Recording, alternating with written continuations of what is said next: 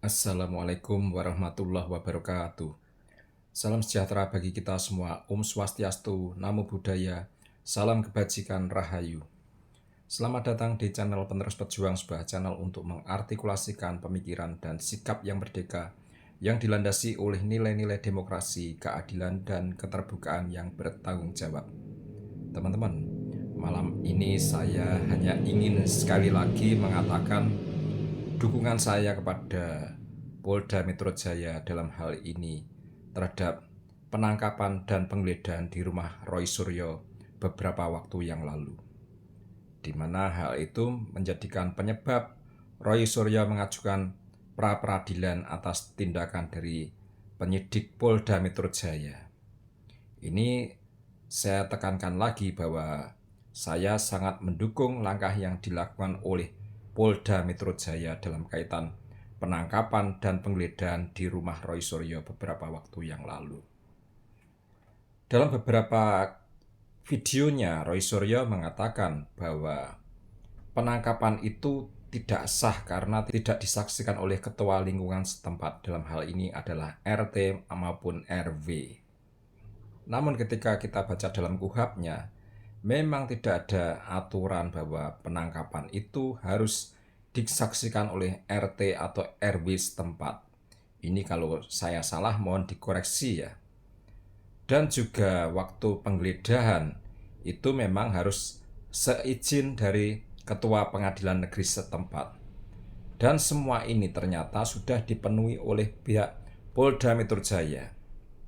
Bahkan dari pihak Polda Metro Jaya, ketika saya menyaksikan sidang peradilan tadi siang, itu pihak Polda Metro Jaya ternyata waktu melakukan penangkapan Roy Suryo itu sudah menyertakan 2 petugas keamanan di lingkungan rumah dari Roy Suryo itu. Di depan petugas keamanan lingkungan setempat, pihak Polda Metro Jaya sudah menginformasikan siapa mereka, termasuk juga sudah menunjukkan surat penugasan penangkapan atas diri Roy Suryo. Kemudian 2 petugas keamanan tersebut pun membersamai petugas Polda Metro Jaya ke rumah Roy Suryo. Artinya ini sudah sah secara hukum. Kemudian saat penggeledahan dilakukan, mereka pun sudah memiliki surat izin dari Ketua Pengadilan Negeri setempat, dalam hal ini Tangerang ya kalau nggak salah, atau Tangerang Selatan. Ini tentunya sudah dipenuhi. Kalau Roy Suryo dalam videonya selalu menggugat bahwa harusnya disertai dengan pihak RT RW, tentunya itu permintaan yang sangat berlebihan karena tidak diatur dalam KUHAP. Nanti kalau saya salah mohon dikoreksi, setahu saya memang seperti itu. Lagian, tuntutan Roy Suryo agar penangkapan dan penggeledahan disaksikan oleh ketua RT atau RW setempat ini tentunya sangat berlebihan. Bagaimana petugas kepolisian harus mencari rumah ketua RT RW setempat, kemudian menyampaikan maksud dan tujuannya. Ini tentunya dalam prosesnya ada potensi kebocoran informasi. Ada beberapa rangkaian tindakan yang harus dilakukan. Pertama tentunya petugas kepolisian harus bertanya pada orang-orang di lingkungan setempat di mana rumah ketua RT atau ketua RW-nya.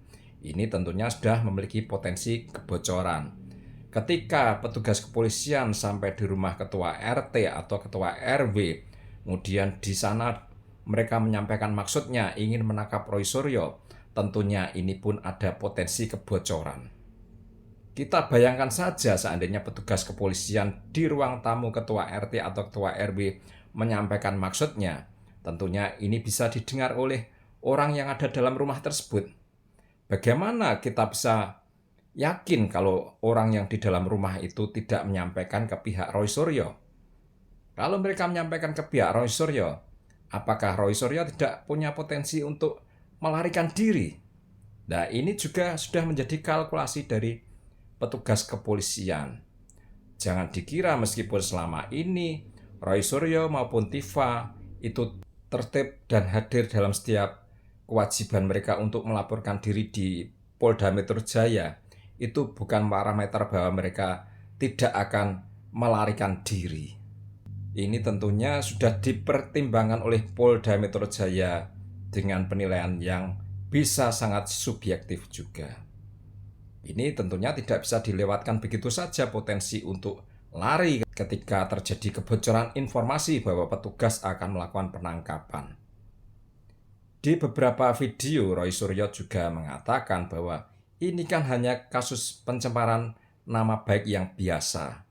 Nah, itu kan menurut dia. Sedangkan publik sudah melihat 1 tahun lebih ini bahwa perkara ini bukanlah perkara pencemaran nama baik dan fitnah yang biasa-biasa saja. Pertama, ini menyangkut mantan Presiden RI ke-7, yaitu Insinyur Haji Joko Widodo. Yang kedua, pencemaran nama baik dan fitnah ini telah terjadi pembelahan di masyarakat sedemikian dahsyatnya. Ini yang tidak disadari oleh Roy Suryo dan para tersangka lainnya. Kita misalkan kasus yang selalu diungkit-ungkit oleh mereka, misalkan Sylvester, itu kan juga kasus, kalau tidak salah, kasus pencemaran nama baik terhadap JK kalau nggak salah. Dan itu pun kalau tidak ada kasus pencemaran nama baik dan fitnah yang terjadi pada Jokowi, maka kasus Sylvester ini pun tidak akan dikenal oleh publik. Artinya memang kasus pencemaran nama baik yang dilakukan oleh Sylvester itu sama sekali tidak menjadi perhatian publik, apalagi terjadi pembelahan. Begitupun kasus yang menimpa Rasman Arif Nasution terhadap Hotman Paris, itu kan juga pencemaran nama baik. Dan ini pun kalau tidak ada perkara tuduhan ijazah palsu, kasus antara Rasman dengan Hotman pun tidak akan menjadi atensi publik dan sama sekali tidak terjadi pembelahan di masyarakat. Jadi ini memang kasus yang sangat spesial, yaitu kasus dugaan pencemaran nama baik dan fitnah kepada mantan Presiden Republik Indonesia yang dilakukan oleh para tersangka. Nah, ini hal-hal seperti ini memang sangat spesial. Sebelumnya belum pernah terjadi bahwa seorang mantan Presiden Republik Indonesia telah dituduh ijazahnya palsu dan mengalami dugaan pencemaran nama baik dan fitnah. Ini belum pernah terjadi. Ya, baru pertama kali ini menimpa pada mantan Presiden RI ke-7, yaitu Insinyur Haji Joko Widodo. Makanya ini kasus yang sangat spesial. Jadi jangan berandai-andai bahwa ketika petugas melakukan penangkapan, itu artinya petugas sudah membuat kalkulasi bahwa potensi untuk melarikan diri itu tentu sudah diperhitungkan. Jangan itu kemudian seolah-olah ditiadakan potensi dari tersangka untuk melarikan diri. Karena kebocoran informasi waktu proses penangkapan itu tentunya bisa saja terjadi. Dan juga seperti yang saya katakan tadi, bahwa terjadi pembelahan masyarakat yang luar biasa terkait dengan perkara ini, yang belum pernah terjadi sebelumnya di kasus-kasus serupa, yaitu kasus pencemaran nama baik dan fitnah. Nah, ini hal-hal seperti ini tentunya menjadi pertimbangan subjektivitas dari para petugas di Polda Metro Jaya. Untuk itu, sekali lagi saya menyatakan dukungan kepada Polda Metro Jaya dalam menghadapi pra-peradilan yang diajukan oleh tersangka Roy Suryo. Mudah-mudahan video yang singkat ini akan memberikan semacam pencerahan bagi kita semua bahwa apa yang dilakukan oleh petugas kepolisian tentunya masih dalam koridor hukum, masih dalam koridor aturan-aturan yang sah secara hukum. Mohon maaf bila ada kata-kata yang salah, tetap semangat dan salam merdeka.